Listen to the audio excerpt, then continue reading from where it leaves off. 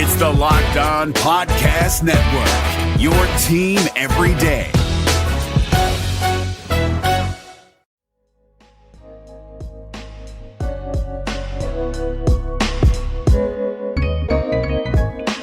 Welcome, everybody, to the Locked On Lakers podcast. I'm Anthony Irwin. I'm joined by Pete Zayas. Pete, James Harden got doubled up by Luguentz Dort in a Game 7. And yes, he got that block and all that stuff, but I usually start with some kind of a joke or anything like that.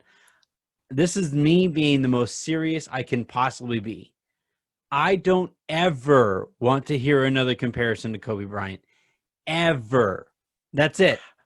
It's over. I have to tread lightly here, but we were robbed of a legendary Twitter night. We were. And OKC won that game. And if you're a primary or secondary scoring option on a team, this is as diplomatic as I can be. Mm-hmm. If you're one of the guys who's a shot creator on your team, you shouldn't be passing the ball unless you've earned advantage or tried to earn advantage. Because the whole team working is dependent upon whether or not you can draw a second defender, right? Like it's all spot up shooters, right? It's Harden, Russ, and spot up shooters. So if it puts the rest of the team in a real bind when he's just passing the ball, like without creating advantage, right? Like swinging the ball to Danwell House at the top of the key without like attempting a drive and kick or anything like that it really, really harms just kind of how the whole thing is built. It was frustrating and hilarious watching the end of that game because like James Harden, historically not great in Game 7 situations. Chris Paul, especially bad in late possession playoff situations. Russell Westbrook, like historically not somebody who people point to as like winning basketball player all the time. And of course that's how the game ends. And then on top of everything else, like you and I, we just talked. Last time you and I talked, we talked about the refereeing, right? Yeah, and this was a whole day of that too. Like, good Lord. It happened in the Milwaukee-Miami game too. What are we doing? Like in the Milwaukee game, what's Dragic supposed to do there on the 3-pointer? He's literally standing with his hands up. I really hope that the league and the competition committee take a look at just how certain plays are approached. We saw it at the end of there were so many plays in the end, the last 2 minutes of the Houston OKC game where a player was attempting to exaggerate contact or throw themselves into contact. Oh my God, basically it was foul hunting, right? Gosh.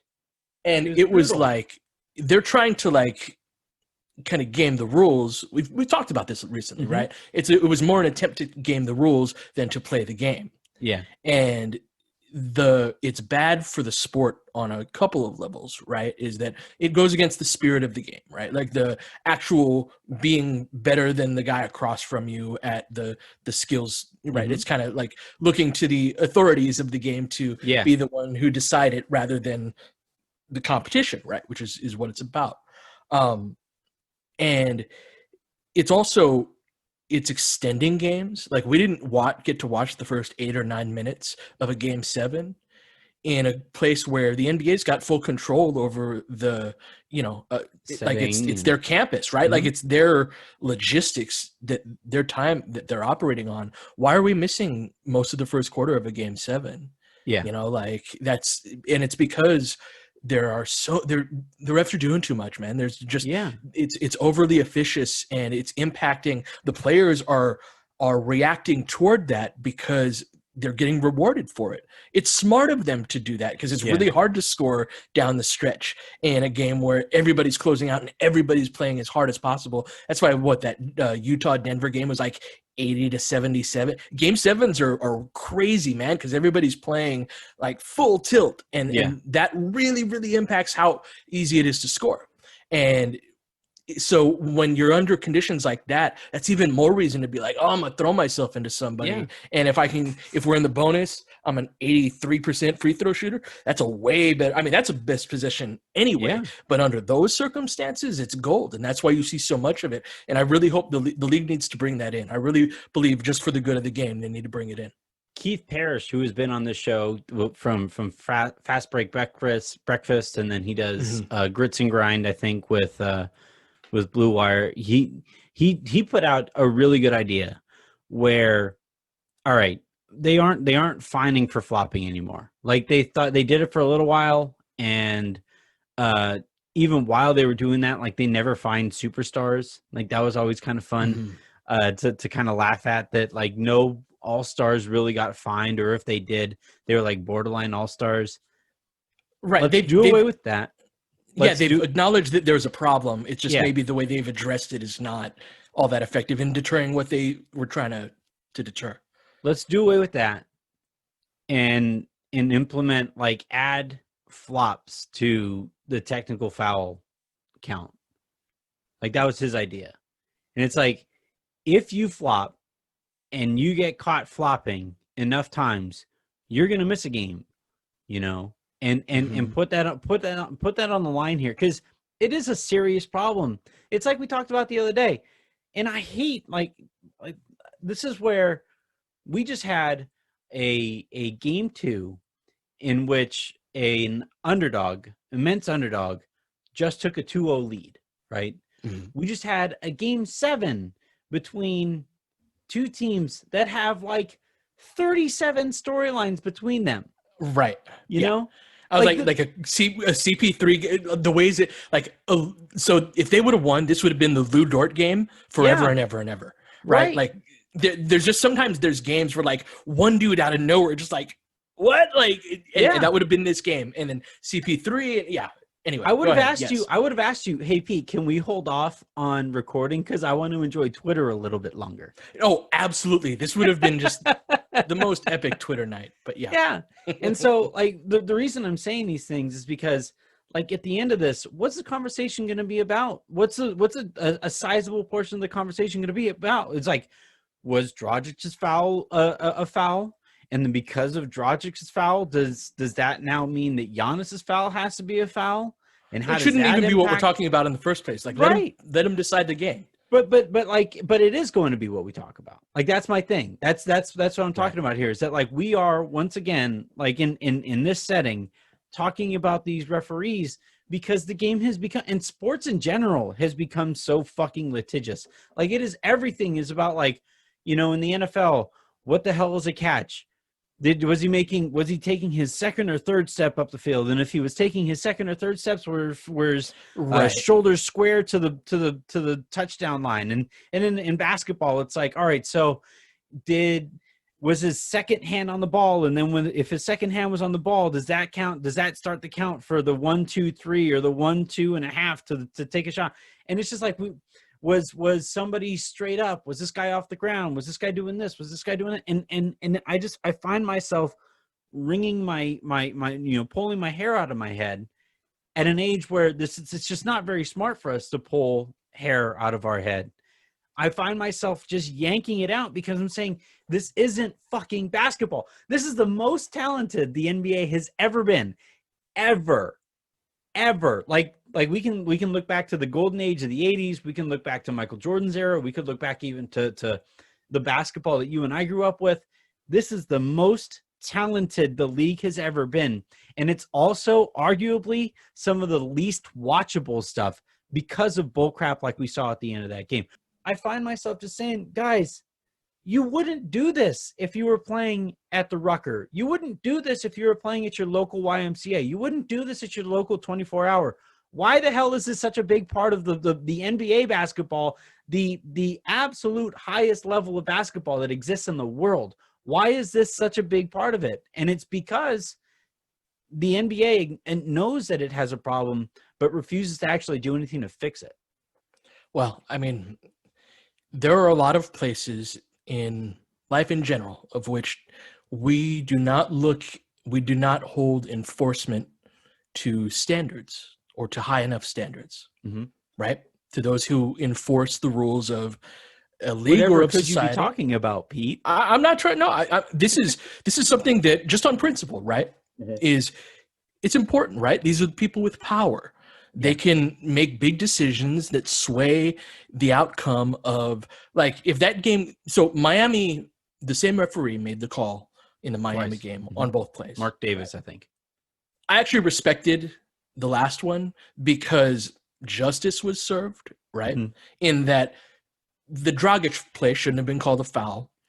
It's this huge play at the end of the game, right? That should have been ball game, and Miami won. Yeah. So very much make-up call type thing. So I get it. You'd rather have 0 bad calls, but having 2 in that circumstance is better than 1, right? Because it's the justice is served. But you've got the officials have a lot of power. That's the nature of, they get to decide what is a foul, what is a violation of the rule, and what isn't. That's a lot of power, right? That's not a judgment. That's just the nature of, they're the ones that decide, because you don't want each team calling their own, because they could never be fair about it. But there's a great deal of responsibility in that, right? In that there has to be a standard set on certain things, and in many ways, like, it's really hard to ref, right? So they're like, these are the best refs in the world, the best basketball refs in the world. What I'm saying is not specific to an individual ref, and some guys are more on the scale or not, but just from a league-wide perspective, the dial on how officious and litigious the referees is turned up way too high. We need to turn it back, because it's getting in the way of the spirit of the game. I also think, like, the players deserve some blame on this too. You know, I understand why they're doing it, but the grift has gone on too long. Like, we got to stop. Like, but if they're getting rewarded for it, why would they stop? But that's what I'm saying. The referee thing is where that's ground zero, you know? I think we could do both, though. Like, I think the most of the weight on this falls on the referees, right? The most of the burden here of blame falls on the referees, and frankly, the league in general for how litigious this thing has become. But also, like, at some point, like, I could technically go out there, turn the corner. I basically, where we turn out of our apartment, it's 65 miles an hour, right? On the road that is, like, right outside our apartment complex. I could go out there and I could turn into that street and drive slow, and then hope to get rear-ended because I don't like my car anymore, you know? But there's, like, a certain level of decency that's involved with, like, the way that we don't try to take advantage of these rules. And, like, this insurance fraud that a lot of the NBA players are trying to pull off out there, like, it's got to stop, man. Like, and I think that's where I think some of the players, we saw how ridiculous how the end of that game looked. That right? was the silliest end of a game of a game 7 or of a game really I've ever seen. Yeah, especially a game 7. It was ridiculous. It was stupid, and that's where like. And that's where I think the NBA or the referees deserve some credit for allowing those guys to look so stupid in that spot. And maybe if they did that a bunch, they would, guys would want to stop looking so stupid. And maybe that's how you fix it. But also, like, let's stop trying to game the system. It's not a great way to approach the game. It's a very cynical way to play the game, and I don't really appreciate. I'm a cynic by nature. I don't need extra cynicism in the sport that I love. Certainly not in your sports, right? There's plenty to be cynical about everywhere else. It'd right. Nice to see, like, guys going toe to toe and trying to, like, watching Mitchell and Murray go at it. It was a joy. You know? Yeah, and there are guys in this game, right, that were doing that too. And there's a level of respect there too. Like, hell yeah. I really feel like, and you saw it at the end of that game where they embraced each other and they came together and they said, like, dude, congratulations on this incredible series. Best of luck moving forward. Yeah. I think there's a level of respect that comes with playing the game straight up in that moment. Whereas, like, I don't know if I could respect James Harden if I was looking across the court at him. I don't know if I could respect Chris Paul and Dame Lillard and Kemba Walker when he does the same stuff as a Celtic. Like, if I was guarding him at some point, I I would lose respect for the guy that I was going against, because that's not a very respectful way to play the game. And I agree with you completely that like the foundation of the issue here is the league itself and the people tasked with putting these rules in place. Also, though, like we have to hold players accountable for such a cynical style of play. I get it, but again, and there's ties to the real world. Like there's greatly incentivized to find those little gaps in the rules and find the little technically parts of the NBA rule book. Like, right? well, technically, this is a podcast about the NBA. Right. Let's take a quick second here. When we come back, we got to look ahead to Lakers Rockets. I want to pick up this conversation about the awards, the regular season awards. Harrison and I talked about this a little bit yesterday. We'll see if we have enough time to get to that. Plenty of stuff to get you through your now Thursday afternoon. Today's show is brought to you by rockauto.com. Look, I would love to tell you that I grew up watching Dad fix our old car and learn the ins and outs of vehicle maintenance, but I did not. My dad is one of the least handy people you will ever possibly meet, and unfortunately I inherited that about him. And but that's still the kind of thing that you can improve on, and Rock Auto has really helped me do that, so that should something go wrong, I feel comfortable enough to say, yeah, I think I might be able to try to fix that. And rockauto.com makes it so that if you try to fix it, you aren't paying an arm and a leg to get the tool to fix yourself, and then have to, in my case, wind up having to go and get it fixed anyway. And that's that kind of confidence, as evidenced by somebody like Shai Gilgeous-Alexander choking down the stretch of every time he touched the ball of that game against Houston. That confidence matters.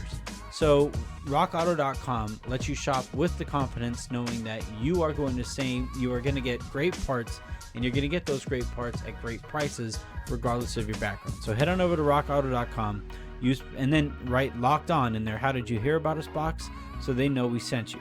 Amazing selection, reliably low prices, all the parts your car will ever need. That's rockauto.com.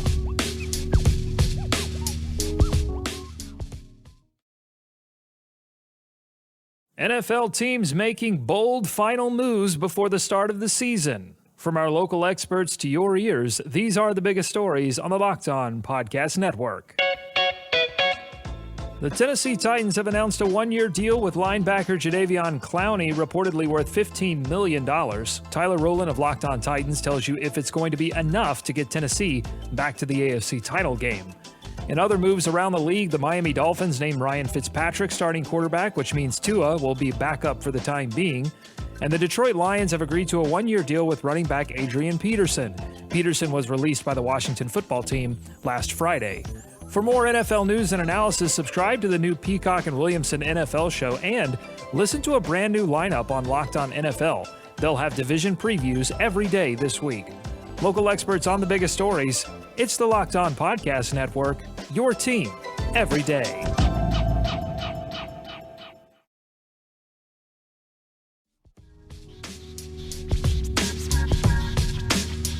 All right, so let's start with Lakers Rockets. And I'm walking away from having seen the Rockets play.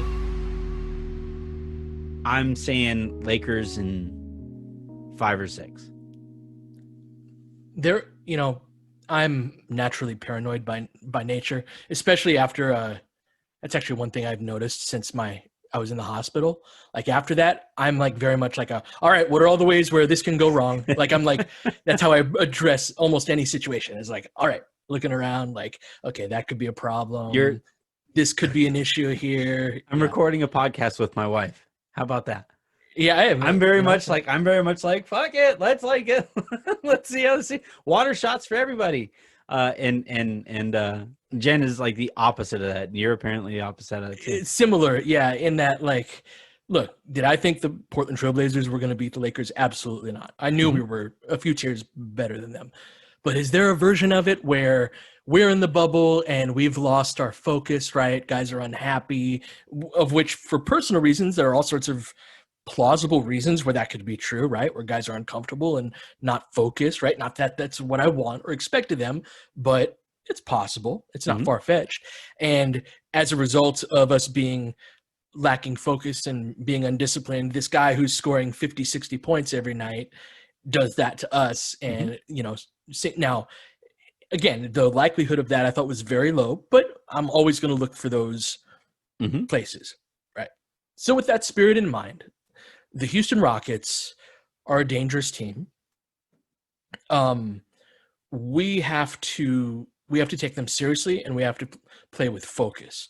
The reason why, like the 27 missed threes in a row that one year in Game 7, and some of the difficulties that we saw on the offensive end in this game, and even in previous games. I didn't see Game 6, but Game 4, I believe, was one that was similar in this respect. That when teams close out, like just the nature of playoff basketball is how much you're focused and how hard you're trying on every single play makes way more of a difference than I think people realize. We see somebody with talent and they're like, oh, like they're incredible. They must be the best in the game at this, right? But sometimes, and I think this is maybe true with Milwaukee to an extent, is like the ability to play at your best over the course of 82 games doesn't mean that you're the best team. It means that you're like driving in fifth gear the most often. Yeah. Right? Now, you could be the best team too, right? And you have to be very good to be the best team over the course of an 82-game season. To even have that gear.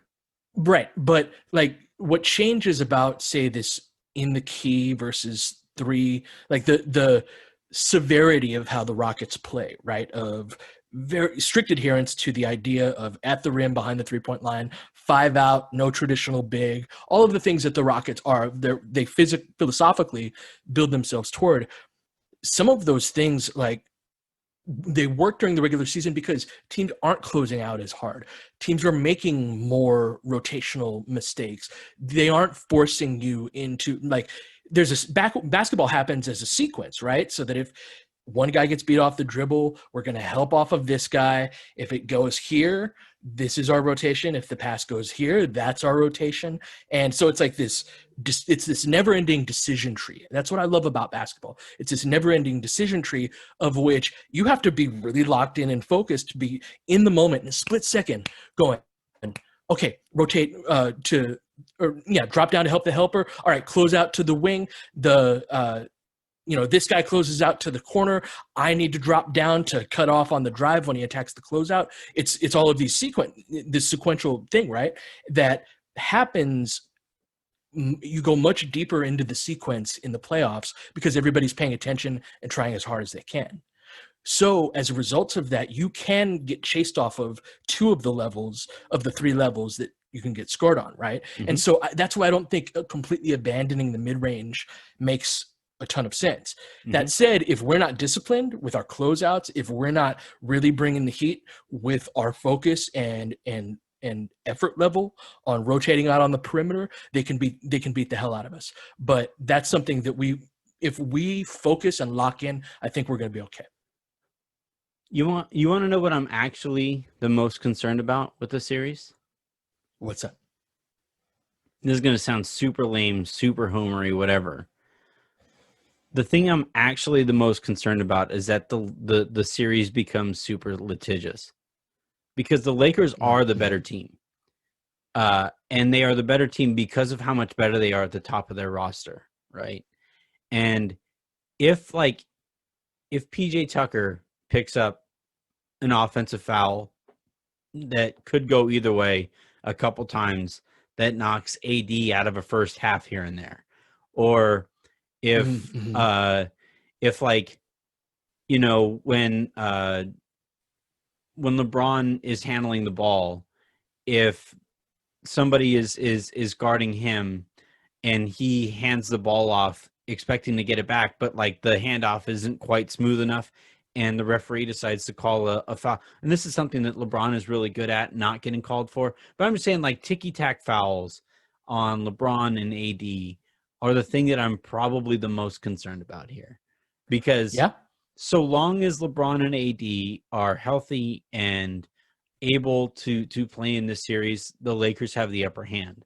But because of how not only because of how the game is refereed in general, but especially because of how undersized the Rockets are and how smaller players get refereed, that makes me a little nervous. Like that's the aspect of it that makes me the most nervous.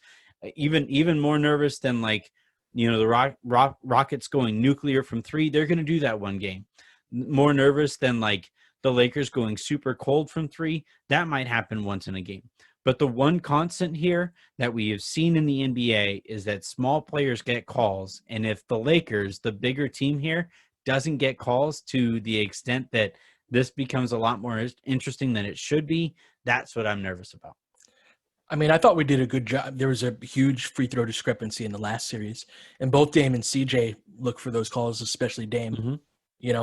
So I think that we've at least got one series in the books where we've proven that our superior size and athleticism is more likely to draw a whistle and get us to the free throw line than their craft and or looking to kind of game the rules. So I feel okay on that front. We're going to need to attack them in the sky, like make PJ Tucker beat. I kind of think of it as like a fade route in football, right? Have Anthony Davis boxing out the 5, as Rob Gronkowski boxing out the 5'10" cornerback, right? And throw it to him into the end zone to get that TD, because like Tucker's just not going to be able to win that. So that's, like, I feel good about this series. I do. I think we're the better team. I think that if this were to be played 100 times, we would win the majority by a good amount. But there are versions of this that go the wrong way, right? Like where our shooters go ice cold. We've seen that happen. Yeah. This is, if we were to lose a series because our shooters went ice cold, this would be one of them. Just by the nature of the Rockets' defense swarms, right? Like that's the whole point of what they do, is not to be big, but to be swarming and to make fast rotations and to, PJ Tucker, Robert Covington, who is great in this game. It's this really series, relying upon. I was so impressed by Robert Covington. He's really effing good. Yeah, and he was ready for the moment, right? He was one of those guys that really, in a game that was kind of absurd, like Robert Covington made some big plays, and so they're dependent upon the swarming abilities and PJ Tucker's ability to beat a guy to a spot and draw charge. Covington had a great block late in the game. He can help there, as can House. Jeff Green, I think, is an underrated kind of solid vet guy. And then you've got wish he was on the Lakers. Then you got their attack on the perimeter. So there are versions of this where it doesn't go well, but I think that if the team is as locked in as they were in the last series, we will strip away a lot of their opportunities behind the 3-point line. And I think that if we can chase them, they're not going to take the shots from mid-range. And I like our chances of, if we can get them attacking at the basket, Russ is going to be very important in this respect, because he's a power guard and he's like the one element of their team that's powerful. And so, but if we get them contesting them at the rim, I like our chances.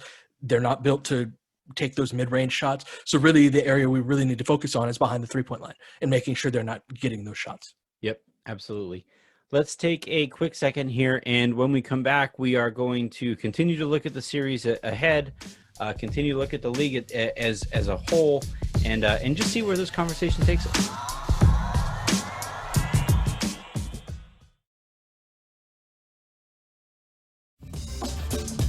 You're up to date on your favorite team, but what about the competition? Here we go! John Hollinger and Nate Duncan are evaluating every bubble contender on Hollinger and Duncan. Rejecting the Screen goes behind the scenes with in-depth interviews, and the Locked On NBA podcast is recapping games daily. Let the Locked On NBA network of podcasts take care of your NBA bubble scouting reports. Hollinger and Duncan, Rejecting the Screen, the Locked On NBA podcast. Subscribe to the best trio of NBA podcasts on the planet, wherever you get your podcasts.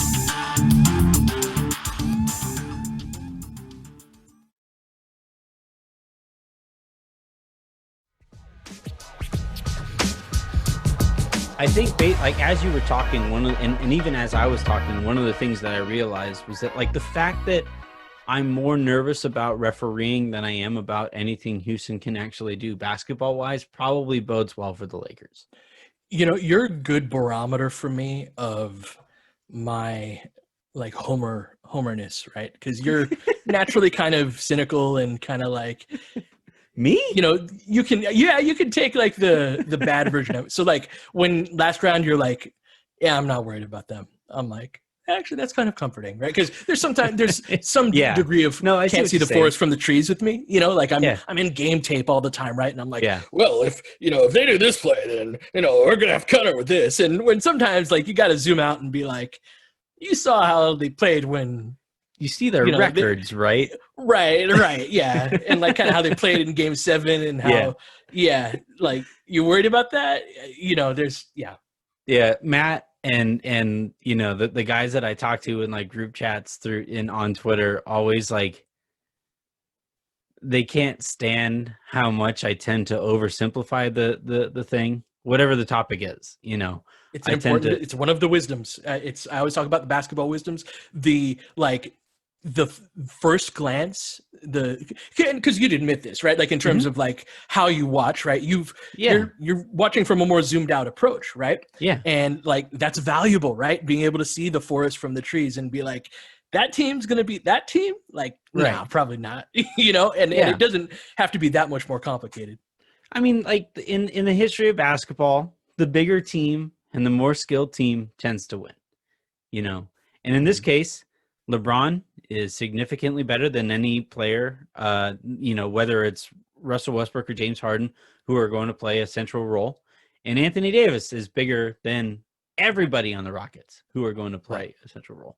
So the exceptions to that are when those teams are young, right? Yeah. So you can beat a bigger, stronger, faster team when they're inexperienced. Yeah. But we're on the opposite end of that spectrum as well, especially with our best guy. Yeah, because like I was watching, because remember the last thing, one of the last conversations that we had was about Lou Dortz and the defense he could potentially play on LeBron. And the thing I said was that like, all right, if Lou Dortz actually makes an impact on LeBron James over the course of a seven-game series as I think he's 21, 21-year-old rookie, undrafted rookie, he would be on path to be one of the greatest defenders that the NBA has ever seen, Right. And I was thinking about that, especially tonight, because he was still giving James Harden problems. And actually it wound up working perfectly for the conversation that you and I are having here, in that like LeBron doesn't have that game against Lou Dort in a Game 7 that his team absolutely needs to win, especially in the first round. Right? Like that just doesn't happen. And you started the show today talking about how like far too often James Harden was making passes without having really gained an advantage, and that's LeBron's strong suit, is that he doesn't even have to take a dribble. You talked in the other show about how LeBron can look off the safety, the secondary helper, and then make a skip pass that punishes that safety for the step that he takes there. That's not taking a dribble, but that's still gaining an advantage. And I was watching James Harden. It was one of the things that I was getting really frustrated about. It was like, all right, your shot might not be falling. You might not be getting to the free throw line in a way that you would anticipate. Which, like, this is how many Game 7s now, Harden? Like, how have you not adjusted to this at this point? Like, not getting calls in a Game 7. Anywho, I was watching that game from James Harden, and I was thinking to myself, nobody on the Rockets roster is going to give LeBron the same troubles that Dort gave Harden, just in a basketball sense. But then, like, over the course of a series, LeBron would figure that out. And what was annoying in watching Harden was that he didn't. Like he didn't really ever adjust to Dort. It was basically that Rocco played well enough, and the other Rockets role players played well enough that they were able to outstrip OKC. I'm interested. So you and I know you don't like talking about regular season awards and all of that stuff, Harrison made a really interesting point, and I want to know what you think about this in a show. And don't if any of you guys tell Harrison that I complimented one of his points, you are not allowed to listen to the show ever again. But Harrison basically said that we can't continue to have amnesia with these regular season awards. That basically, like year in, year out, we're told Rudy Gobert is the best statistical defensive player in the NBA. And then year in, year out, you get to the playoffs and his team comes up short. Year in, year out, we're told Mike Budenholzer is this wizard as a coach. And then year in, year out, his team falls short of expectations in the playoffs. Now, we don't know. I mean, the fact that he's already down 0-2 signals that there's a falling of short going on here. They might pull this out, but they're going to now have to work harder for it than originally anticipated. They're going to have to win 4 out of 5 games. Yeah. And so so Harrison's point was basically that we can't continue to ignore, even though it's not a postseason award, they are literally regular season awards. We can't keep ignoring what happens in the postseasons after these guys win these awards when it's the same effing season the next year and we arrive at the same outcome. What do you think about the general point here? Yeah, no, it's because in a lot of ways, that's one thing that I'm coming to realize more and more from watching tape of the Lakers and against specific teams. That's what's so fun about the playoffs. Is, my first playoffs is like, oh, I'm just watching Houston today. Like that's what I'm doing. And it's super fun to do that. But one thing that really shows is that I think the best teams use the regular season as kind of practice for the postseason.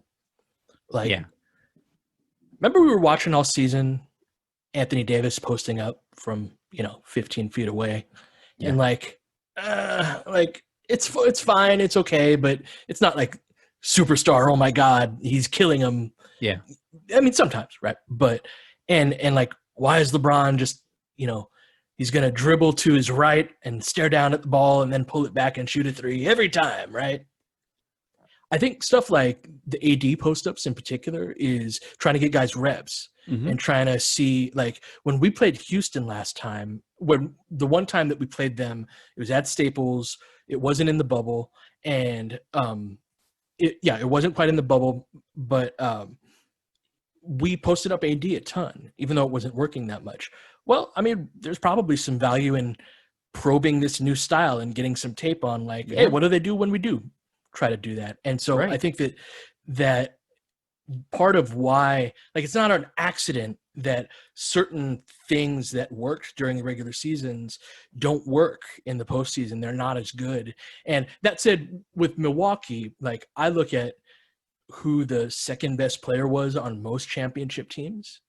And I don't think that they have that kind of guy. Yeah, you know what I mean? It's not Chris Middleton. Chris Middleton's a great player. He's a really good player. But yeah, I'm not. You know what I'm saying? Great. I'll say really good. I'm not going great. And that's fine. But that's the point that I'm making, though, right? Right? Is that it's usually is another superstar, at least one more guy. And the times when that's not the case, like last year, there was big time injuries in the finals. But if everybody's healthy, the team with Kevin Durant and Steph Curry probably wins the title, right? Right. That's how basketball works, with very few exceptions. And I don't know if they've got that guy. Well, I mean, even to take that a step further, their third best player is who's their third best player?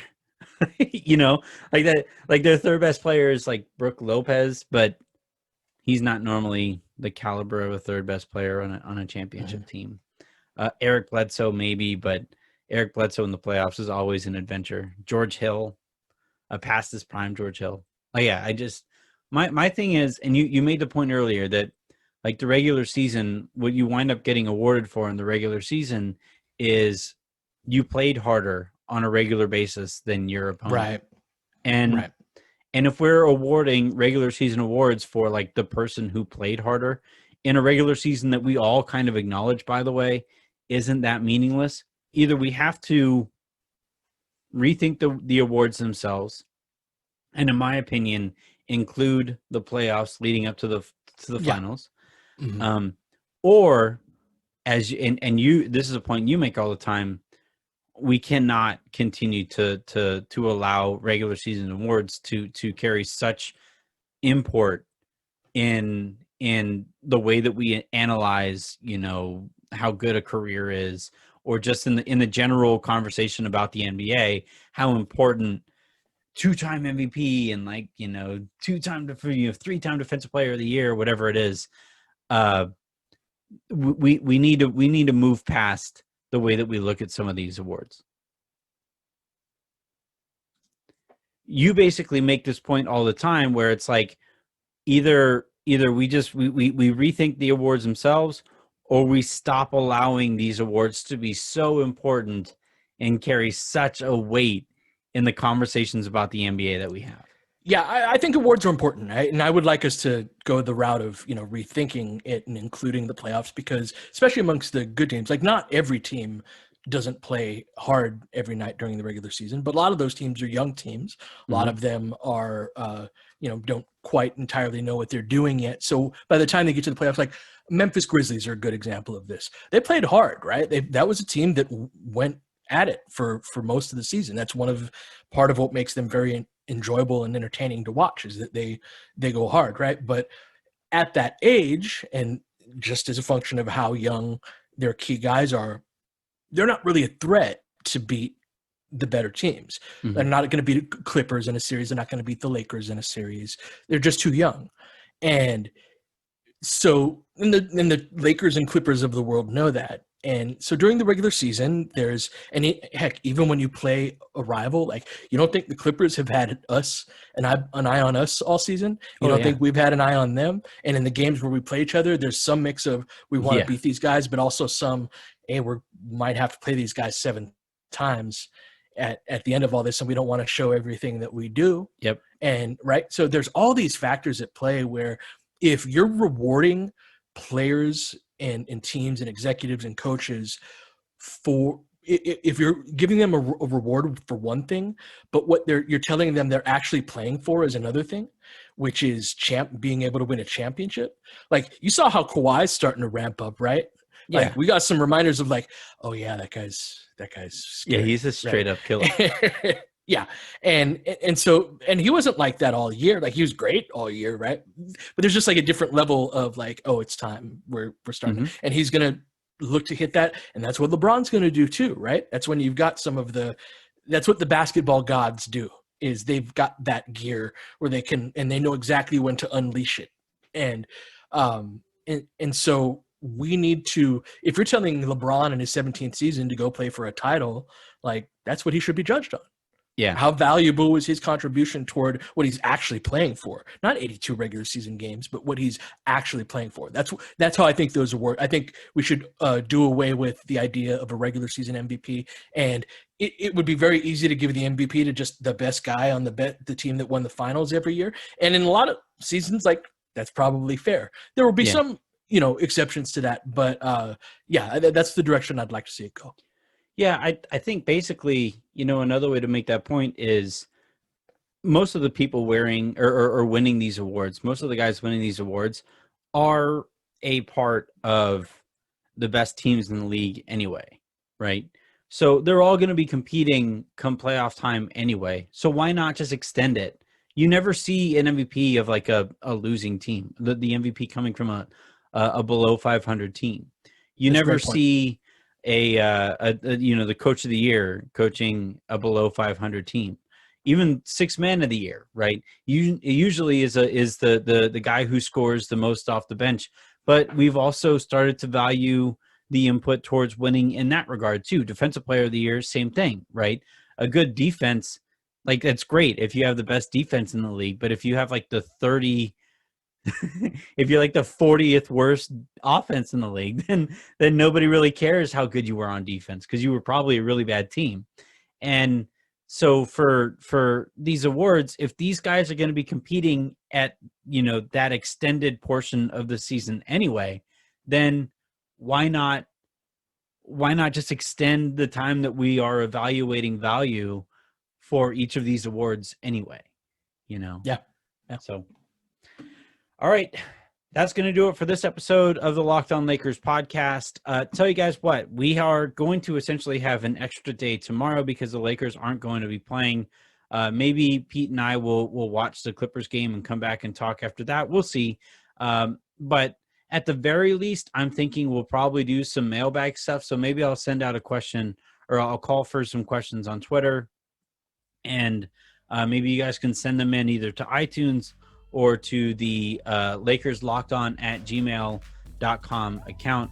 Either way, we'll find something interesting to talk about here as the Lakers get ready now to play their series against the Houston Rockets, a series that could go badly, but I still think I have the Lakers fairly heavily favored. That might be the kiss of death. I'm not Reich Hole. I'm not that bad at guessing things, but who knows? Please, though, continue to stay safe out there, and Pete and I will talk to you tomorrow.